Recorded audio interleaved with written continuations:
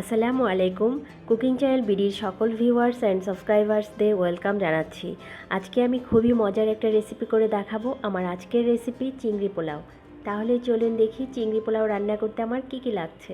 এখানে আমি চিংড়ি মাছ নিয়েছি। চিংড়ির লেজের অংশ রেখে মাথা এবং খোসা বাদ দিয়ে পিঠের রগটা ফেলে ভালো করে ধুয়ে পানি ঝরিয়ে নিয়েছি। এখানে আমি 500 গ্রাম চিংড়ি মাছ নিয়েছি।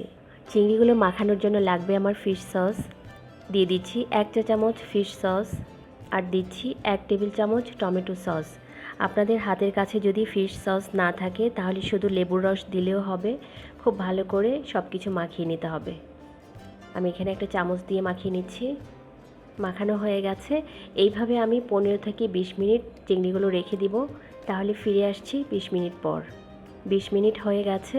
এখন দিয়ে দিচ্ছি স্বাদ মতো লবণ আর দিয়ে দিচ্ছি 1 টেবিল চামচ লেবুর রস। সব কিছু একটু ভালো করে মাখিয়ে আমি একটু সাইড করে রেখে দেব। পোলাও রান্না করার জন্য এখানে আমি চিনি গুঁড়া পোলার চাল নিয়েছি। চালগুলো 20 মিনিট আগে ভালো করে ধুয়ে ভিজিয়ে রেখেছি। আপনারা চাইলে বাসমতি চাল বা যে কোনো সুগন্ধি চাল দিয়েও করতে পারেন। চুলায় একটা প্যানে দিয়ে দিচ্ছি 2 টেবিল চামচ পরিমাণ তেল। এখানে তেলটা ভালো করে গরম করে নিতে হবে। একটু অপেক্ষা করছি। তেলটা গরম হয়ে গেলে এক এক করে চিংড়িগুলো দিয়ে দিতে হবে।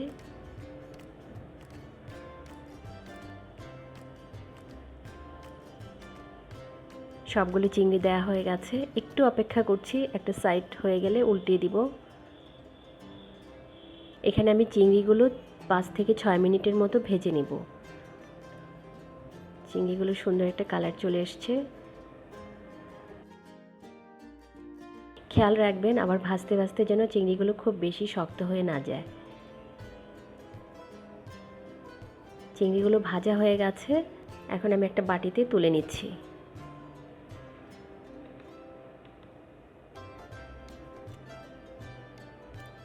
সবগুলো চিংড়ি আমি একটা বাটিতে তুলে নিয়েছি। চিংড়ি ভাজার প্যানটা ধুয়ে চুলায় বসিয়ে দিয়েছি। দিয়ে দিচ্ছি 1 টেবিল চামচ পরিমাণ তেল।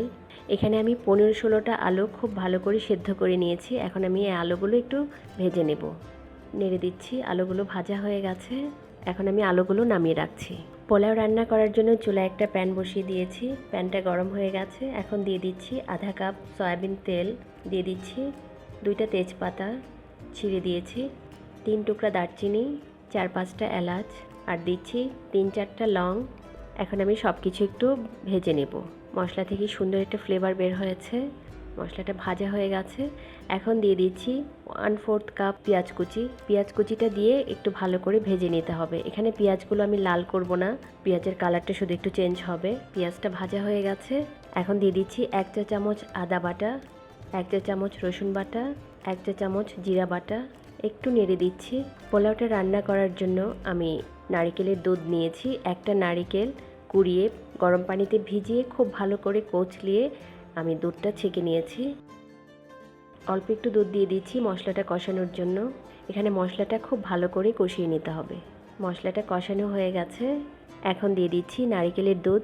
এখানে আমি 3 কাপ নারকেলের দুধ দিচ্ছি আর দিচ্ছি 3 কাপ পানি। আমি চাল নিয়েছি 3 কাপ, আমার মোট পানির পরিমাণ লাগবে 6 কাপ। দিয়ে দিচ্ছি স্বাদ মতো লবণ। একটু নেড়ে ঢেকে দিব পানিটা বলক আসা পর্যন্ত। পানিতে বলক চলে এসছে। এখন দিয়ে দিচ্ছি আগে থেকে পানি ঝরিয়ে রাখা পোলাওর চাল। চালগুলো দিয়ে খুব ভালো করে নেড়ে দিতে হবে। চালটা দেওয়ার পরে পানিটা যেহেতু ঠান্ডা হয়ে গেছে, আবারও ঢেকে দিব পানিতে বলক আসা পর্যন্ত। বলক চলে এসছে, অনেকটা পানিও শুকিয়ে গেছে। এইভাবে ভালো করে নেড়ে চুলার আঁচটা একেবারে কমিয়ে দমে রাখবো 15 মিনিট। ঢেকে দিচ্ছি। তাহলে ফিরে আসছি 15 মিনিট পর। 15 মিনিট হয়ে গেছে। এখন আমি পোলাওটা হালকা হাতে একটু নেড়ে দিচ্ছি। দেখেন পোলাওগুলো কতটা ঝরঝরে হয়েছে।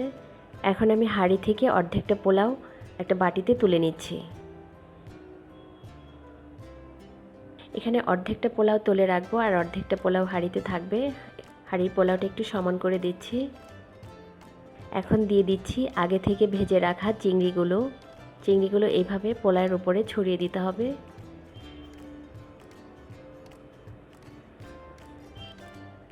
এখন দিয়ে দিচ্ছি আলু। আলুগুলো আগেই সেদ্ধ করে ভেজে নিয়েছি। আলুগুলো সুন্দর করে এভাবে বিছিয়ে দিতে হবে। দিয়ে দিচ্ছি 8-10টা কাঁচামরিচ। কাঁচামরিচগুলো এখানে কেটে দেইনি, শুধু ফ্লেভারের জন্য দিয়েছি। এখানে আছে 1 কাপ পেঁয়াজ বেরেস্তা, এখন আমি পেঁয়াজ বেরেস্তাগুলো ছড়িয়ে দিচ্ছি। এখানে পেঁয়াজ বেরেস্তার পরিমাণটা একটু বেশিই লাগবে, সামান্য একটু রেখে দিচ্ছি উপরে দেওয়ার জন্য। এখন আগে থেকে যে পোলাওটা বেড়ে রেখেছিলাম সেই পোলাওটা দিয়ে সব কিছু সুন্দরভাবে ঢেকে দিতে হবে। এই পোলাওটা খেতে কিন্তু খুবই মজা। সবটুকু পোলাও দিয়ে দিয়েছি, একটু সুন্দর করে ঢেকে দিতে হবে। উপরে দিয়ে দিচ্ছি পেঁয়াজ বেরেস্তা। এখন ঢেকে দেব চুলার আঁচটা একেবারে কমিয়ে 15 মিনিটের জন্য। তাহলে ফিরে আসছি 15 মিনিট পর। 15 মিনিট হয়ে গেছে। পোলাওটা থেকে খুবই সুন্দর একটা ফ্লেভার বের হয়েছে। দেখেন পোলাওটা কতটা ঝরঝরে হয়েছে। আর পরিবেশনের আগে নাড়ার কোনো দরকার নেই। আপনি যে পাত্রে পরিবেশন করবেন সরাসরি সেই পাত্রে তুলে নিতে হবে। দেখেন পোলাওটা কত সুন্দর হয়েছে।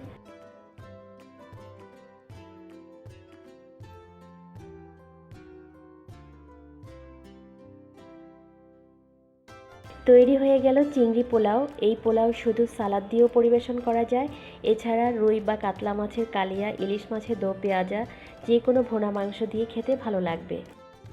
হাউ টু কুক ফার্স্ট নামে আমার আরও একটি ইউটিউব চ্যানেল আছে, চাইলে আপনারা প্রয়োজনীয় রেসিপিগুলো দেখে নিতে পারেন। আমার রেসিপিগুলো ভালো লাগলে আমার চ্যানেল সাবস্ক্রাইব করবেন। সবাই ভালো থাকবেন। আল্লাহ হাফেজ।